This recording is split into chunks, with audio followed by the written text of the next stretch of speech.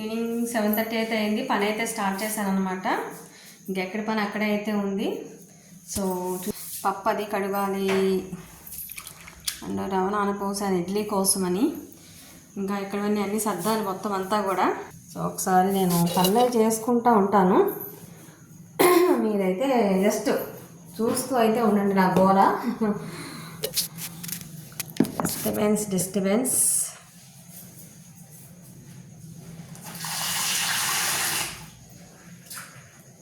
చాలా వరకు oil food లేకుండా మార్నింగ్ సెక్షన్ ఎక్కువ 1-2 వరకు మాత్రమే. ఆల్రెడీ ఒకసారి కడిగేసాను.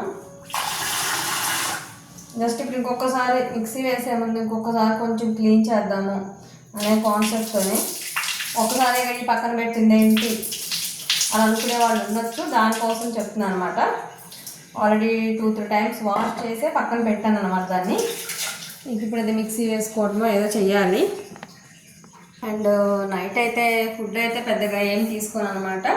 కొంచెం మరమరాలు అవి ముందు మసాలా టైప్లో అయితే కలిపేసుకుని ఈ పుచ్చకాయ ముక్కలు అయితే జ్యూస్లో చేసుకుందామని అయితే అనుకుంటున్నాను. దానికోసం అయితే ప్రిపేర్ చేయాలి. కొంచెం కూలింగ్ తగ్గుతుంది కదా, మన తుమ్మలు వస్తే చలి మొత్తం తగ్గలేదని బయట అయితే పెట్టుకున్నాను అనమాట. ఈలో కూలింగ్ తగ్గుతూ ఉంటుంది, మనం ఈలోపు గ్రైండ్ చేసేసుకుంటూ అయిపోతుంది.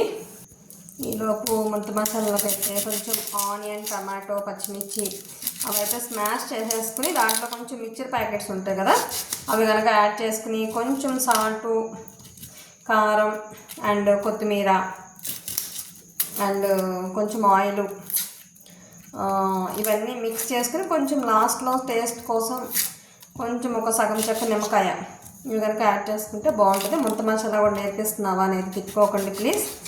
నేను చేసే గోలా మొత్తం మీకు చూపిస్తూ ఉన్నాను అంతే. ఇంకా ఈ ఉల్లిపాయ కొయ్యాలంటే మాత్రం మహా ఇదనమాట, నాకు దేవుడా అనిపిస్తుంది.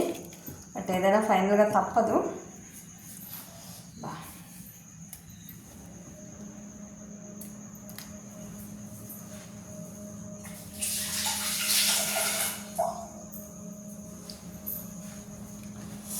ఓకే, ఇంకా ఈ గోలా మోత మీకు వినాలంటే మీకు కూడా విసుగ్గానే ఉంటుంది.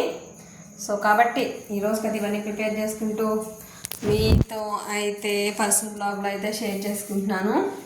Please watch it. Thank you. Me Lakshmi.